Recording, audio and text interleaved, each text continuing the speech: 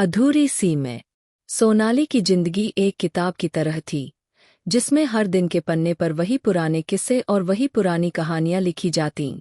वह एक आदर्श पत्नी थी, जिसने अपने परिवार के लिए हर छोटी बड़ी चीज में खुद को खो दिया था। घर में किसी को कोई शिकायत नहीं थी। उसका पति समीर एक अच्छे ऑफिस जॉब में था और उसके दोनों बच्चे अच्छे स्कूल में पढ़ रहे थे। सभी के लिए वह हर सुबह नई उम्मीद और हिम्मत लेकर उठती, लेकिन कहीं न कहीं सोनाली के दिल में एक खालीपन था। हर सुबह रोटियां बेलते हुए, बच्चों के स्कूल बैग तैयार करते हुए, घर की सफाई करते हुए और पति के लिए चाय बनाते हुए उसकी आंखों में वही पुराना सवाल था, क्या यह सब मेरे लिए है? समीर उसे कभी नहीं समझ पाया था। वह सोचता था कि जब घर में सब कुछ ठीक है, तो सोनाली को शिकायत क्यों होनी चाहिए? वह अपनी नौकरी और दुनिया के संघर्षों में इतना व्यस्त था कि उसे अपनी पत्नी की खामोश दुखों का अंदाजा भी नहीं था।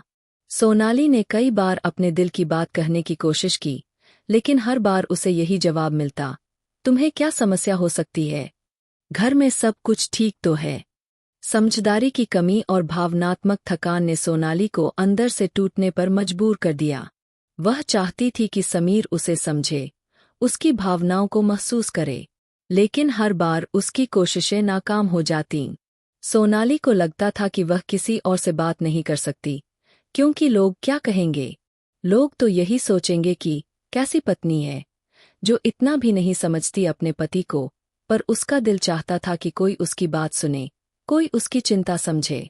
वह केवल यही चाहती थी कि किसी दिन समीर उसकी आंखों में देखे और समझे कि वह कितनी थकी हुई है।